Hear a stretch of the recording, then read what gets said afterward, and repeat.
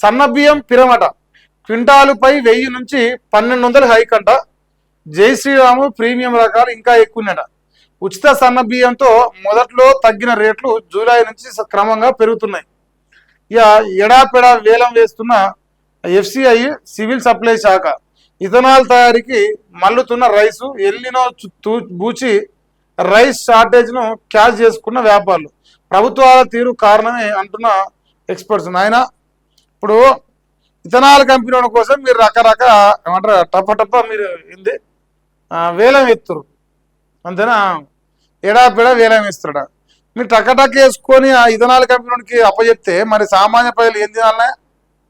Rate పెరిగింది అట్నే 1000 నుంచి 1200 అయిందట కింటలు. ఇంకెక్కువ ఉందేమో మరి నాకు తెలిసి. ఇది ఒక వార్త రాసి రాయ. ఇక మున్ముందు ఇంకా రేట్లు పెరుగుతాయట. గత 2 నెలలుగా బియ్యం ధరలు పెరుగుతున్నాయి. గతంలో కిలో 40 నుంచి 50 వరకు అమ్మిన సన్న బియ్యం ఇప్పుడు 60 నుంచి 70 వరకు 70కి పైగా కూడా విక్రిస్తాడు.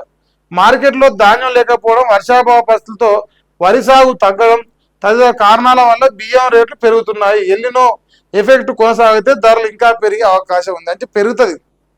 ఇప్పుడు ఎల్లినో ఎఫెక్ట్ ఆల్రెడీ ఉన్నది, కనిపిస్తుంది, ఇంకా కనిపిస్తుంది కూడా భవిష్యత్తులో. మరి అవకాశం లేదు కదా, ఎట్లా చేద్దాం? సో ఈ ఎల్లినో ప్రభావంతో రాష్ట్ర వ్యాప్తంగా ప్రజలల్లో ఒక ఆందోళన. ఈ వర్షాల వరకు ఆల్రెడీ ఊర్ల పంట రైతాంగం మొత్తం ఇబ్బందులు పడుతున్నారు. ఇది చాలంటే ఇప్పుడు బియ్యం రేట్లు పెరిగితే ఆటోమేటిక్గా కొనే జనాలు కూడా ఇబ్బంది పడతారు. సో ప్రతిరోజు మనకు 3 పూటలు కావాల్సిందే కదా, రేట్లు అయితే దండిగా పెరుగుతానట్టున్నాయి. ఇంకా ఇదే రకం కొనసాగితే ఇంకా పెరగవచ్చు, పెరుగుతాయి కూడా. ఇప్పుడు పరిస్థితులు ఏమో తారుమారైంది, ఏం లేదు కదా. సో బీహార్లో హై టెన్షన్ అట. బీహార్ రాజధాని పాట్నాలో నిరుద్యోగులు విద్యార్థుల ఆందోళన తీవ్ర రూపం దాల్చింది.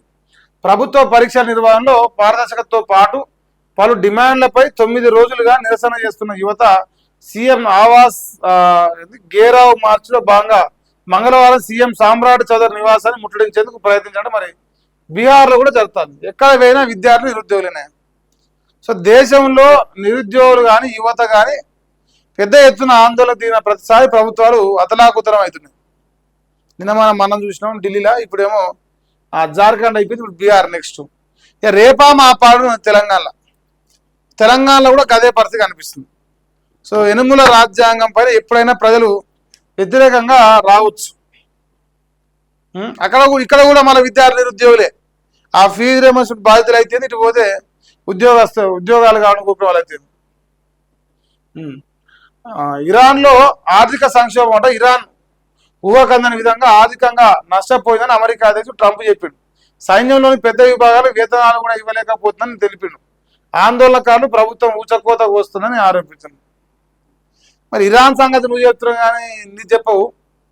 మరి ఆర్థికంగా మొత్తం సంక్షోభంలో పోయినా కూడా వాడు గెలిచినా నువ్వు గెలిచినట్టు మరి వాడే గెలిచినట్టు ఉన్నది ఇప్పటిదాకా కూడా ప్రజలల్లో. ఇది ఇరాన్ అమెరికా యుద్ధం మధ్యలో. టాక్సిక్ టికెట్ రేటు పెంచిరట. ఇది మంచిదే కదనే. ఇప్పుడు రేవంత్ రెడ్డి పైసలు లేక బాధపడుతున్నారు సినిమా ఇండస్ట్రీలు. పాపం ఈయన పేరు రాకేష్ అన్న, ఏం పేరు ఆయన పేరు, ఆయన బువ్వకు లేక వస్తాడు, ఆయన బువ్వ లేక అడక తింటాడు కాబట్టి పాపం సినిమా టికెట్ రేటు వెళ్తే కడుపు కింద బువ్వ తింటాడు ఆయన. మనం బువ్వ ఎక్కువైంది కదా మనందరికీ. సో రాష్ట్రంలో టాక్సిక్ మూవీ టికెట్ ధరలు పెంచుతూ ప్రభుత్వం ఉత్తర్వులు జారీ అయింది. సిగ్గిడిసి అంబేద్కర్ రాసిన రాజ్యాంగంలో టికెట్ రేటు పెంచాలని రాసిన కాబట్టి పెంచిండు. ఇక బుధవారం నుంచి వచ్చే 4వ తేదీ వరకు ధరలు అమల్లో ఉంటాయి. సింగిల్ స్క్రీన్లో 50, మల్టీ స్క్రీన్లో 100, స్పెషల్ థియేటర్లో 100 పెంచిరట. శబాష్. 500 పెంచపోయినా అరే నష్టం. 500 పెంచరా? వాళ్ళు బతారు కదా పాపం, అందరూ బువ్వకు లేక అడక తింటారు కదా వాళ్ళంతా సినిమా వాళ్ళు. పాపం కార్లు లేక, లగ్జరీ కార్లు లేక, రోల్స్ రాయిస్ కార్లు కొనుక్కొని పాపం చిన్న 1,00,000, 2 లక్షలు వేసే కార్లు కొనుక్కొని బతురు కదా. సో వాళ్ళు బువ్వకు లేక బతురు కాబట్టి ఆ పని చేయి.